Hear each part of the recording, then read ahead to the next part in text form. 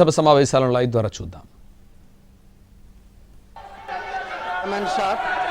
I rise to apprise this House, this August House, of recent developments in West Asia that are cause of deep concern to all of us.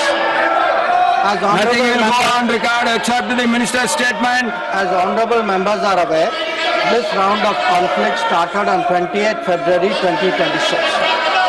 It has witnessed not only fighting between Israel and the United States on one side and Iran on the other, but also attacks on a number of Gulf states. There have been numerous casualties, including at the leadership level in Iran, as well Nothing as will go on record except the minister's statement. as well as destruction of infrastructure in the region.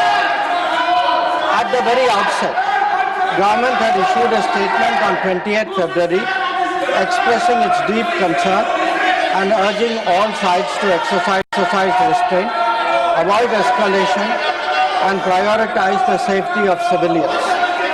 We believe and we continue to believe that dialogue and diplomacy should be pursued to de-escalate tensions and address underlying issues.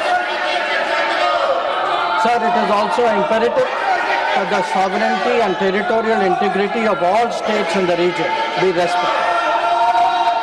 Given the gravity of the situation, the Cabinet Committee of Security, CCS, met on 1 March under the chairmanship of the Honorable Prime Minister. It was briefed on the airstrikes in Iran and the subsequent attacks in several Gulf countries. The CCS was concerned over the safety and security of the Indian community in the region. It also focused on the implications for regional security and for economic and commercial activities. The committee was apprised of difficulties faced by Indian travelers transiting the region and by students appearing for scheduled examinations in these countries. It directed all concerned ministries and departments to take appropriate measures to respond to these problems. Honorable Prime Minister continues to closely monitor emerging developments and relevant ministries are coordinating to ensure effective responses. Sir, the conflict has continued to intensify and the security situation in the region has deteriorated significantly. We have noted that, in fact, the conflict has spread to other nations with mounting destruction and deaths. Normal life and economic activities in the entire region are visibly affected and in some cases have come to a halt.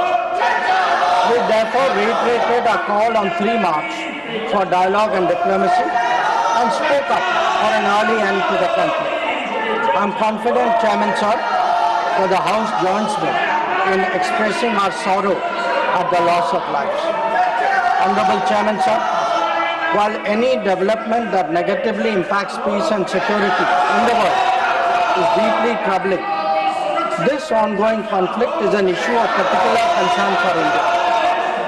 We are a neighboring region and understandably have obvious stakes that West Asia remains stable and peaceful. There are almost 1 crore Indian citizens who live and work in the Gulf nations. In Iran too, there are a few thousand Indians who are there for study or for employment. The region is key to our energy security and includes many important suppliers of oil and gas. Chairman Sir, the Gulf is also a major trade partner, accounting for almost $200 billion annually. The House is also aware that in the last decade, there has been significant investment from the region into the Indian economy. Therefore, serious supply chain disruptions and climate of instability that we perceive are serious issues. Furthermore, these include attacks on merchant shipping where Indian nationals often constitute a large proportion of the crews. We have sadly already lost 2 Indian mariners and 1 remains missing in such incidents. I know that the House joins me in condoling the offence. Honorable Chairman Sir, government has been assessing the situation in West Asia continuously since the 12-day war